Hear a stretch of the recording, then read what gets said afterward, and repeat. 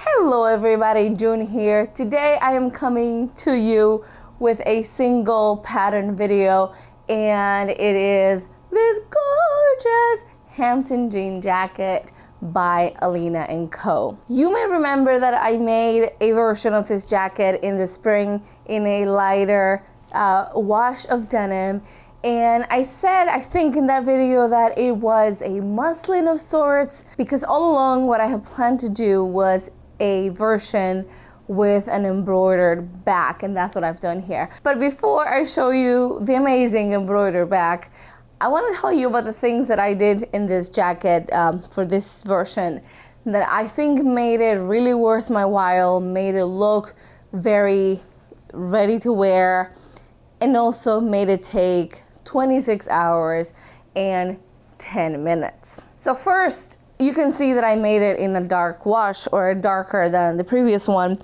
and that I think makes a big difference in the look of the jacket, of course. So for this one, I knew that I wanted to make it look worn in, something that I didn't do with the other one. The other one, I just sewed the seams and just put it together, and it looks nice, but it looks too new. This one, I sanded every single seam before I top stitched it. So I would make the regular seam like you do to sew things together, press it to whichever side the pattern says to do, and then take sandpaper and go over it. And I hope you can see it in the up close videos that I'm going to show you, but the seams are lighter than the rest of the jacket. I also did distressing in other places, like the elbows, up here on the shoulders. Wherever there was a seam, I did some distressing, and just in general tried to get it to a point where it looks like I've worn it, which is what jean jackets look like when you get them off the rack, right? They never look brand new, they are always distressed. Now I draw the line at holes. I do not like holes in my clothes for the most part. I actually think I've only worn one pair of jeans that was already torn when I bought it, and it was because the fit was great. So I didn't actually make any holes, but the distressing, I think, takes it up a whole level. And now, so I've had it cuffed up here now, but I'm gonna turn around so that you can have a really good look. I will do some close-ups of the detail areas, but just for a general look at the whole thing, and so that you can see the back. Here I go. Look at that, it's amazing. That embroidery alone took the machine, I want to say about 3 hours and 10 minutes or something along those lines. And there were something like 27 color changes for the thread, but it was absolutely so worth it. The best thing about this pattern is that there really is no guesswork. She not only has great instructions on the pattern itself, but there's also a sew along to go with the pattern.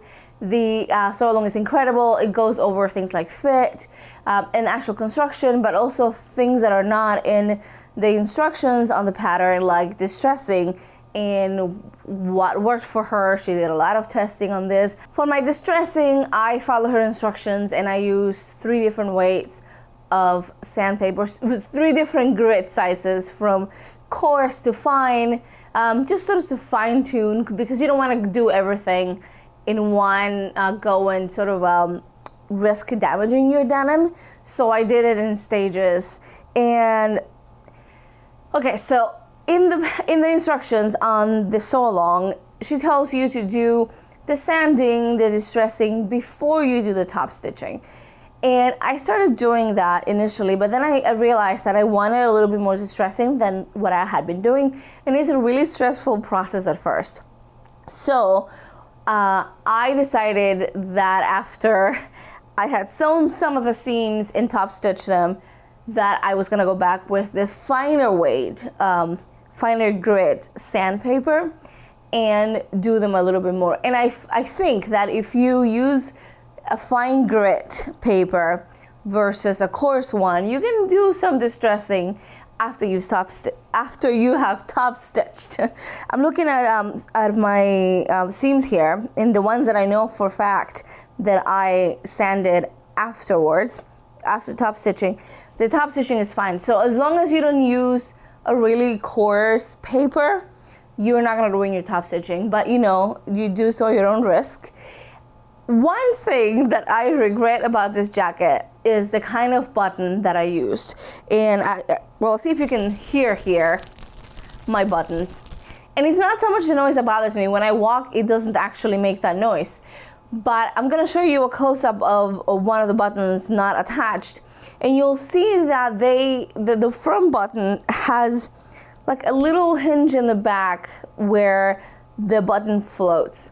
I had never used this kind before. I had just used the ones that were straight up the button, no floating hingy bit.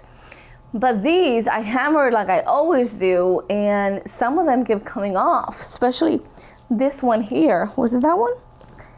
No, this one here kept coming off, like just pull it off.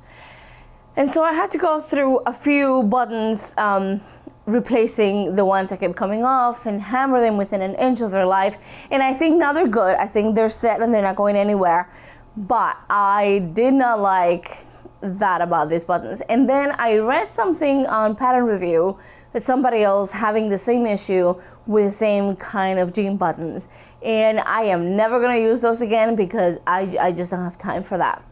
And so, I mean, like honestly, I love this jacket, and I'm gonna show you some videos, clothes with the sleeves down and so on.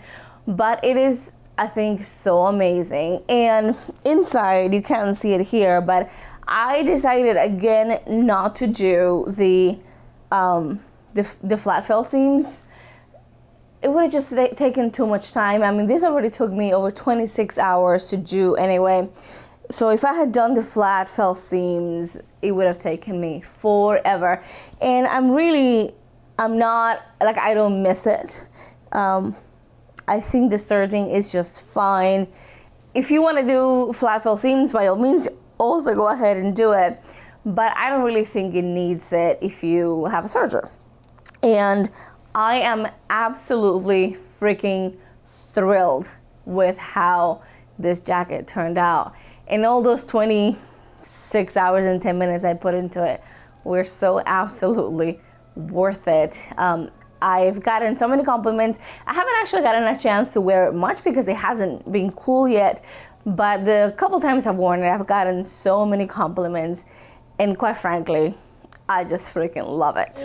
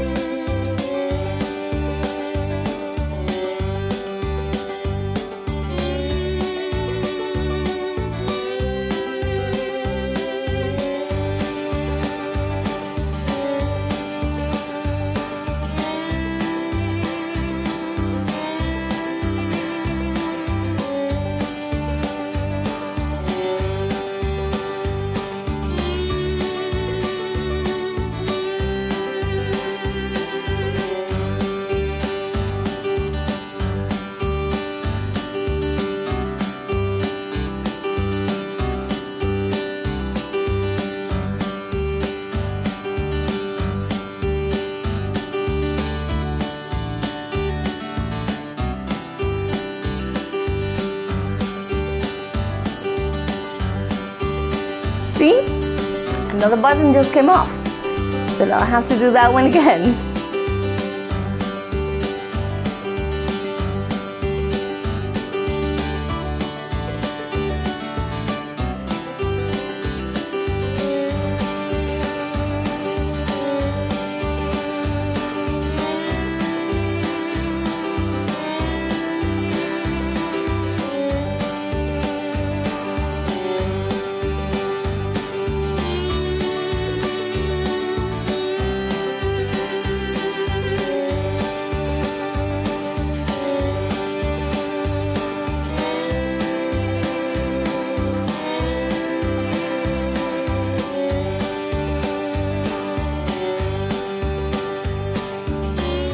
for the pattern itself, like I said last time, everything goes together so well. There is not a place where I got stuck. I think the most difficult part, again, like I said last time, is waiting for the ambulances to pass.